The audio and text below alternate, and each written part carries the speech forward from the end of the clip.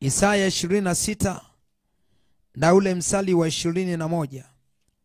Tuone neno la Mungu linasemaje hapo. Neno la Mungu linasema hivi. Isaya 26:21 nitasoma.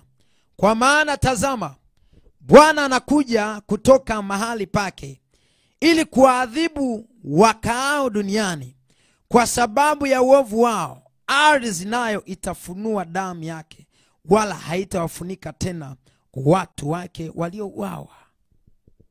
Ardhi itafunua nini? Itafunua damu yake, wala hataficha tena. Anasema anakuja kuadhibu kwa uovu wao. Uovu gani? Wa kumwaga damu. Uovu wa kumwaga damu. Maana yake Daudi akakimbia katika uso wa Bwana kujua nini chanzo hiki.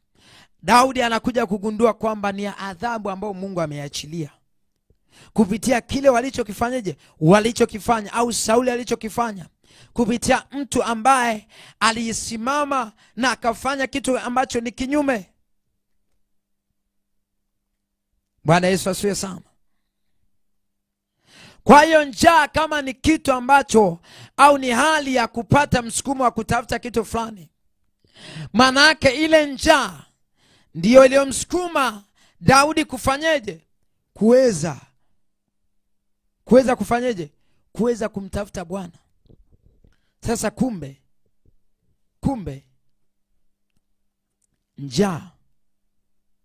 njaa inaweza ikakusukuma wewe umtafute Bwana.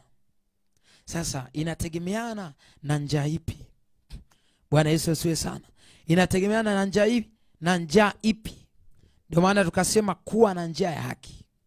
Ukiwa na njaa ya haki, itakusukuma au utasukumwa kutafuta kitu ambacho ni sahihi, ambacho kitakusaidia wewe kupiga hatua ama kujitoa kwenye tatizo fulani, kwenye changamoto fulani.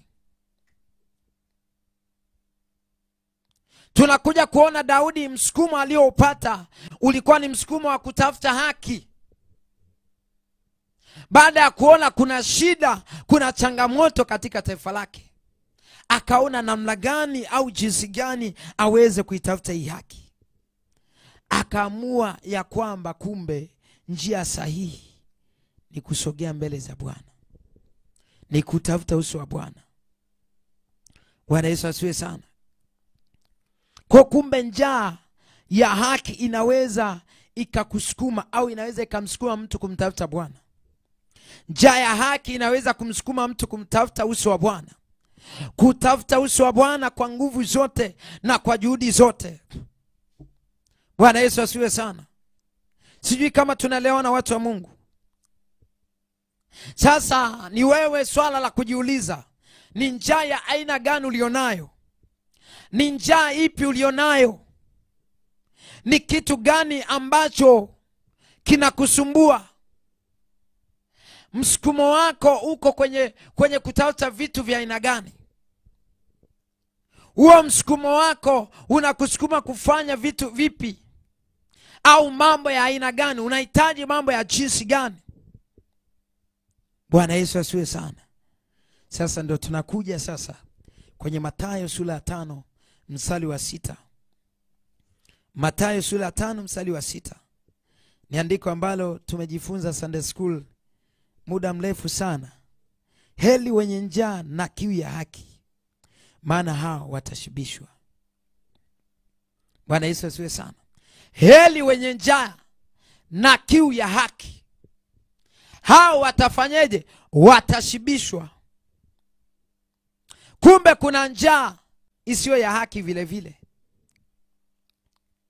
Kuna njaa isiyo ya haki na kuna njaa ya haki.